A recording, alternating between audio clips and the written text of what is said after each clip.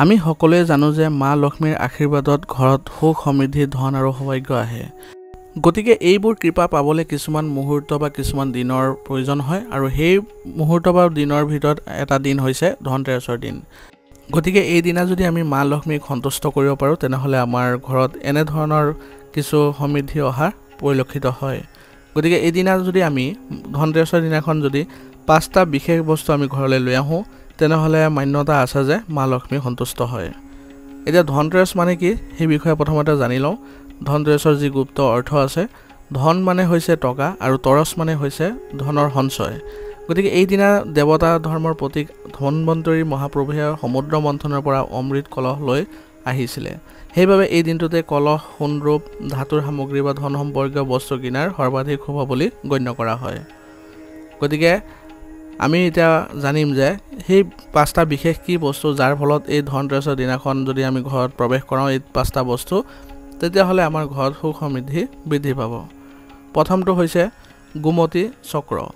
গোমতী নদীৰ পৰা পোৱা এই চক্ৰটোক মা লক্ষ্মীৰ প্ৰতীক বুলি ধৰা হয় এইটো ধনতেৰছৰ দিনা ঘৰলৈ লৈ আহিলে মা লক্ষ্মীৰ মূৰ্তিৰ আগত ৰাখি দিলে ধনৰ যোগ বৃদ্ধি হয় আৰু ধন ক্ষতি থমকি ৰয় দ্বিতীয়টো বস্তু হৈছে নাৰিকল ধনতেৰছৰ এটা সম্পূৰ্ণ শ্ৰীফল লৈ আহক শ্ৰীফল অৰ্থাৎ নাৰিকল পূজা ঘৰলৈ লৈ আহি স্থাপন কৰক আৰু শ্ৰীফলক অৰ্থাৎ নাৰিকলক সম্পূৰ্ণতা সফলতা আৰু শুভাৰম্ভৰ প্ৰতীক বুলিও ধৰা হয় বিশেষকৈ যদি এই নাৰিকলৰ পানী শব্দ কৰে তেনেহ'লে মা লক্ষ্মী সন্তুষ্ট হয় বুলি ধাৰণা আছে তৃতীয়টো বস্তু হৈছে পঞ্চধাতুৰ মূৰ্তি ধনতেৰছৰ দিনাখন সোণৰ সামগ্ৰী কিনিব নোৱাৰিলেও পঞ্চধাতুৰ এক সামান্য বস্তু লৈ আহিলেও বিশাল শুভ ফল পোৱা যায় এইটো হৈছে আপোনাৰ ঘৰৰ উত্তৰ পূব দিশত স্থাপন কৰিব লাগে আৰু ধনৰ যোগ বাঢ়ে ইয়াৰ ফলত আৰু ঋণৰ পৰাও আপোনালোকে মুক্তি পোৱা পৰিৱেশৰ সৃষ্টি হয় চতুৰ্থটো বস্তু হৈছে ৰূপৰ মুদ্ৰা ৰূপ মানে হৈছে চন্দ্ৰ আৰু চন্দ্ৰ মানে হৈছে শীতলতা আৰু শান্তি ঘৰত ধনতেৰছৰ দিনা যদি এটা নতুন ৰূপৰ মুদ্ৰা লৈ আহে তেতিয়াহ'লে এই সময়ত যদি আপুনি পূজাৰ ঘৰত এইটো স্থাপন কৰে তেনেহ'লে ঘৰৰ ধনৰ স্থিতি মজবুত হয় আৰু সঞ্চাৰৰ পথো খুলি যায় 5 নম্বৰটো হৈছে লক্ষ্মী ফুল যদি সম্ভৱ হয় ধনতেৰছৰ দিনা এটা ৰক্ত কুমুদিনী ফুল লৈ আহিবলৈ চেষ্টা কৰিব মা লক্ষ্মী পূজাৰ সময়ত এই ফুল উৎসৰ্গা কৰিব তেতিয়াহ'লে ধন সৌভাগ্য আৰু শান্তিৰ স্থায়ী প্ৰভাৱ দেখা পাব গতিকে এই পাঁচটা বস্তু আপোনালোকে ঘৰত আনিবলৈ যত্ন কৰিব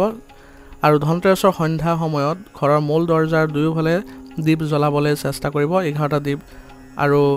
11টা তুলা আৰু গোমতী চক্ৰ একেলগে ৰাখি মা লক্ষ্মীক প্ৰাৰ্থনা কৰিব দীপ জ্বলাওঁতে ক'ব মা লক্ষ্মী দিয়া আশীৰ্বাদে আমাৰ ঘৰত আনন্দ আৰু ধনৰ প্ৰবাহ থাকক এনেদৰে আপোনালোকে যদি প্ৰাৰ্থনা কৰে তেনেহ'লে ঘৰৰ যিবোৰ নেগেটিভ শক্তি আছে সেইবোৰ নাইকিয়া হ'ব আৰু ধন সঞ্চয়ৰ যিবোৰ আপোনালোকৰ শক্তি আছে সেইবোৰ বৃদ্ধি পোৱা দেখা যাব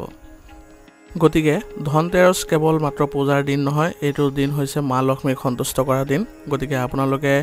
এই ধনৰ শক্তি আহ্বানৰ কৰাৰ এই দিনটোত কোনো কাৰণতে এৰি নিদিব ঘৰত এই পাঁচটা বস্তু লৈ আহিব তেনেহ'লে মা লক্ষ্মীৰ আশীৰ্বাদ আপোনালোকৰ ওপৰত থাকিব আৰু ধন ঐশ্বৰ্য আৰু শান্তি নিজে নিজে আহা পৰিলক্ষিত হ'ব গতিকে বিশ্বাস আৰু শুদ্ধতাই আপোনালোকে এইবোৰ কাম কৰক আপোনালোকে নিশ্চয় ভাল ফল পাব